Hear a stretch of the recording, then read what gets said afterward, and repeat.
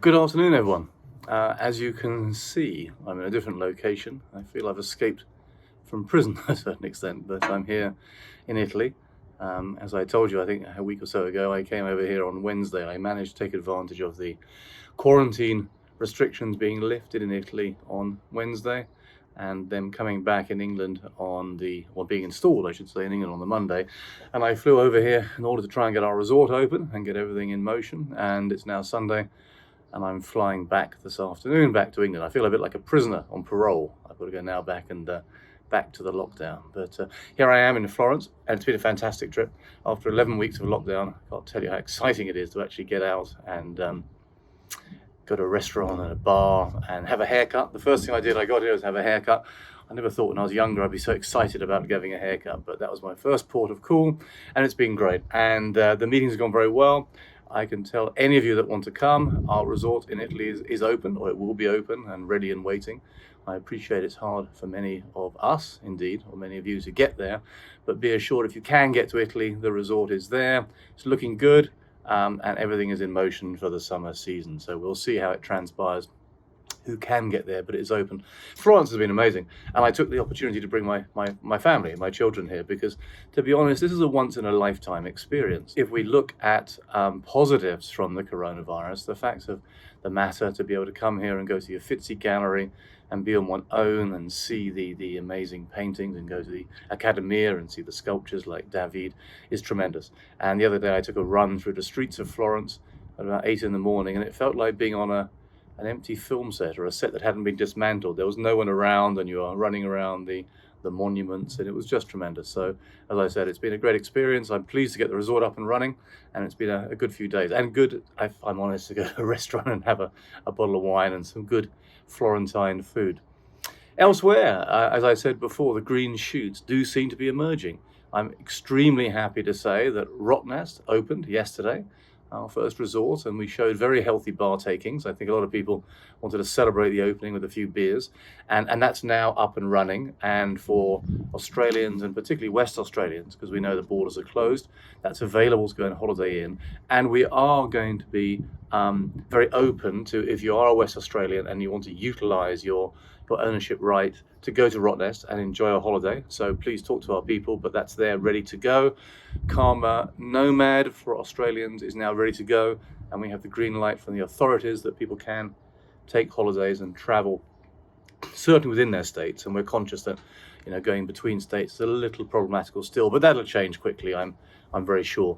And I've got to say, I'm very pleased with the response to Karma Nomad. We've had a fantastic response, and I think this is going to be probably a long-term addition to our portfolio, and we're looking at ways that we can buy camper vans or get involved with camper vans and provide it as an experience, because not only have Australians embraced it and thought this is a good way to spend a holiday or a weekend or whatever, but many international people have loved the idea of coming to Australia and getting in a camper van and going out into the bush, into the outback, and having a good Aussie experience. So that's ready to go, and if you're an Australian, you can benefit from it now, and if you're not, certainly in the future. Elsewhere, I hope to actually go to Germany next week. Again, those of you or us that are in England know there's a lot of confusion about where we can and can't go and the quarantine laws. And certainly from Monday, the English quarantine law comes into place, but I'm hoping to go to Germany. I will quarantine when I come back, but that's what I've been doing anyway, so it doesn't really fuss me too much. But I want to get there to open our resort up there. Again, my attitude is that people from various countries may or may not be able to go to the resorts, but I think it's our obligation or duty to get them open, so those that can do go there. So I hope to get Germany open in the next week or so. I'm planning on meeting my people in Schliersee next week. And as I've said all along, we anticipate a lot of domestic tourism. So we think a lot of Germans will want to go there. And indeed, it's a beautiful time of year to be in the Alps, the Bavarian Alps of Germany. Crete, to be candid, I'm not sure about. It's possible to open it, and we will do if there's demand. But again, I think because of the difficulty in getting there, we may take a view that we'll hold that back for now and try and get that open in August. But I intend to go to Greece in a few weeks, so we'll see what pans out with that. But it certainly is open, available to be open if people wish to go there. What is going to open on July the 4th, subject to the government finally allowing us, but we do believe they will, is St Martin's in England, and we're predicting a big tourism season for domestic tourism in England. So we're opening up St Martin, and we're also making available for our various club members Karma Sanctum in London and Sanctum on the Green just outside London. So if you'd like to visit those, again, please talk to us, they're available. And I can announce that we have done a deal with another company in England which will give us 2 further destinations, one in Norfolk and one up in near the Lake District.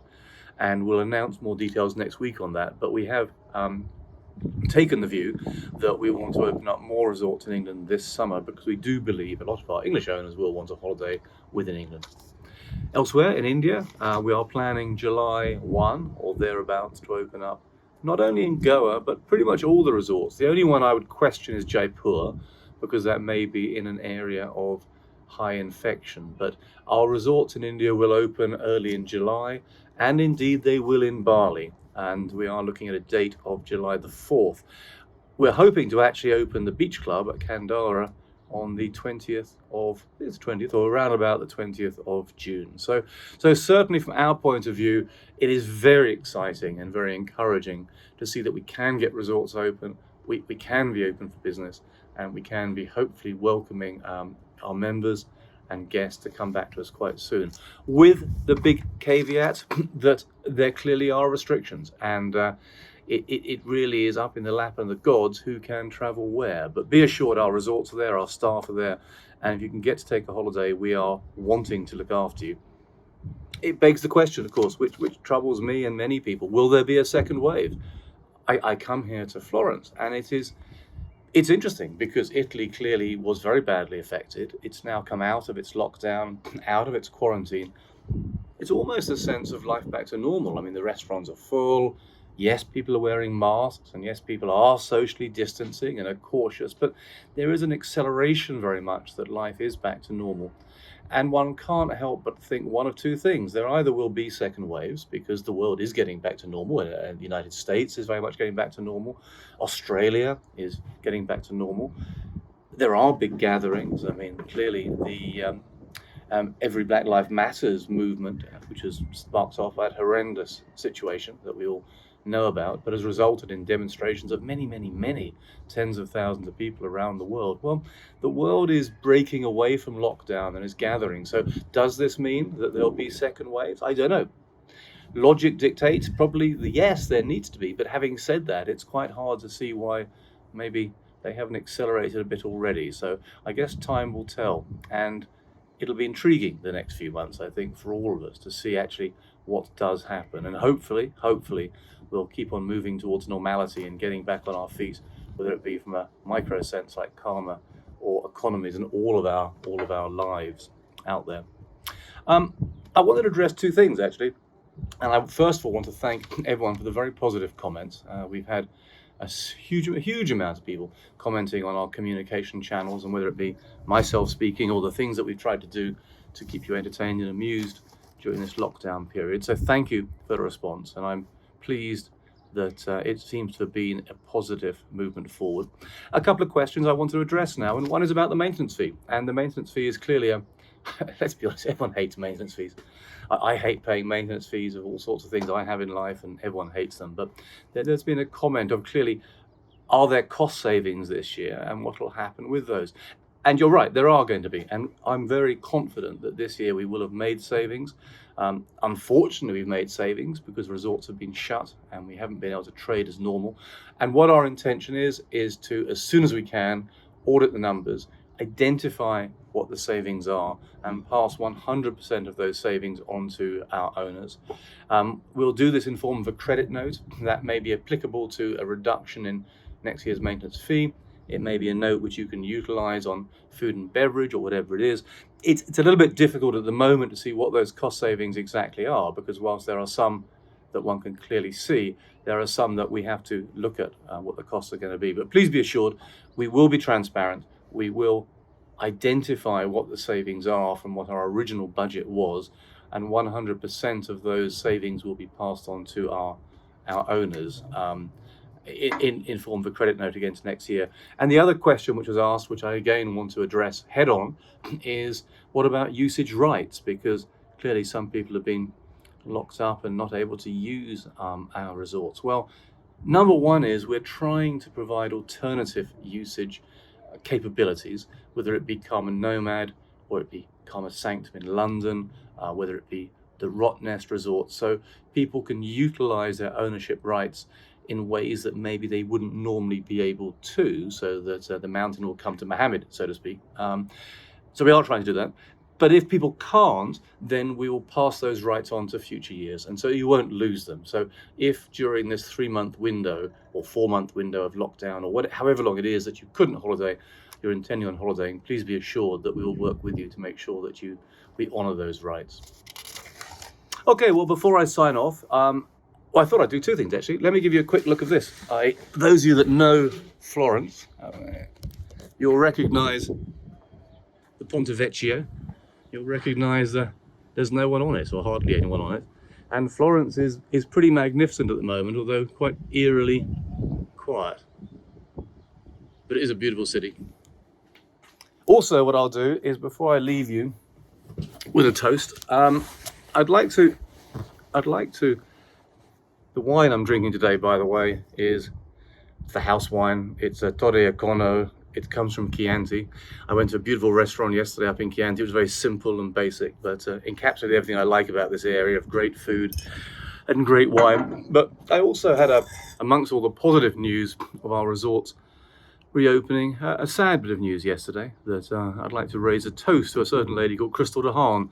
Now, Christel DeHaan may be unknown to many of you, but you know her works very well. Christel died yesterday, and Christel was the lady who started RCI, the exchange company. She was the lady that sold it very successfully and formed Crystal House, the charity, which, as you may know, we're very involved in and support.